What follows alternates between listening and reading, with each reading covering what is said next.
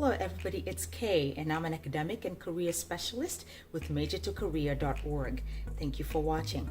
I decided to start this YouTube channel to be able to help professionals make those connections between major to career. I bring in my expertise of over 13 years of experience in 5 different higher education institutions to be able to help you strategize for success. Today, we're going to cover the major criminal justice. If you are interested, stay tuned. Criminal justice majors learn research methods for criminology, criminological theory, and the psychology behind criminal behavior. A criminal justice major gives students an understanding of the 3 main elements of the justice system: the courts, policing, and corrections. You know, folks, one of the things academic and career specialists like myself do is we rely very heavily on the occupational handbook to be able to give you the best advice when it comes to projected career growth with that respective major that you're thinking about. In looking at the criminal justice major, the median annual wage for folks within the profession is typically around $55,690, and that was in May of 2020. The wage at which half the workers in an occupation earned more than the amount and half actually earned less than that amount. The lowest 10% earned less than $36,990, and the high 10% earned more than $98,510. So it's definitely something lucrative to take a look at. When it comes to the job outlook for criminal justice, employment of folks in this profession is expected to grow by 4% from 2020 to 2030. This is a little bit slower than the average for all occupations, but nevertheless, we do see an opportunity of an employment growth of 8,100 openings for individuals within this profession each year, and that is predicted over the next decade. So it's definitely something to take a look at, even though the projected job rate is not as high as other professions, but 4% is definitely something that you can pay attention to moving forward. The first job title I will talk about is that of a probation officer.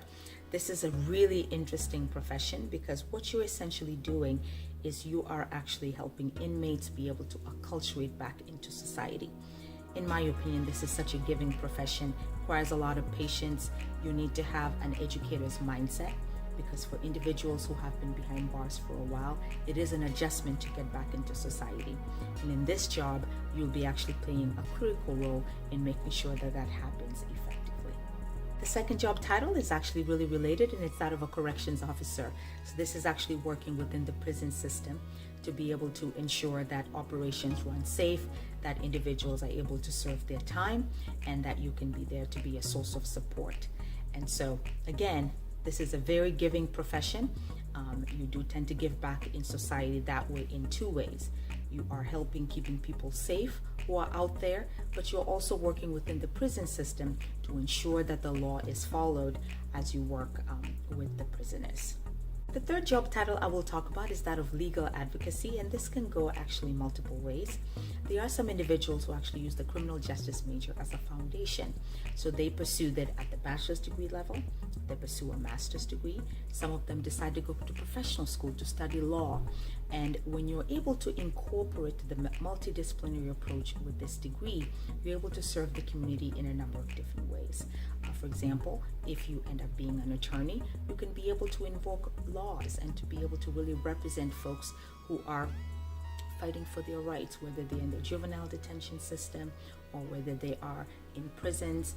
And it's such a noble profession to be able to be an advocate of individuals within that particular regard. And when it comes to working and serving people in legal advocacy, that can take multiple lens. There's individuals who decide to work in policing, for example, to be out there every day, men and women in uniform serving us as well. And so lots of great options with this major. And so folks, in the information bar below, I have even more additional job titles to get you thinking, to get you educated and aware of the different possibilities with this major. And so hopefully that is helpful.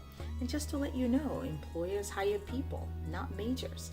And so it is important for you to equip yourself and understand what you're learning in order to be your own advocate when it comes to interviewing for those particular positions.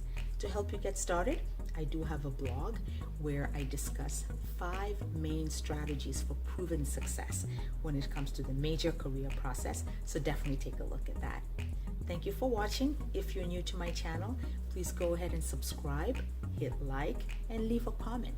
Please provide some information that could help others.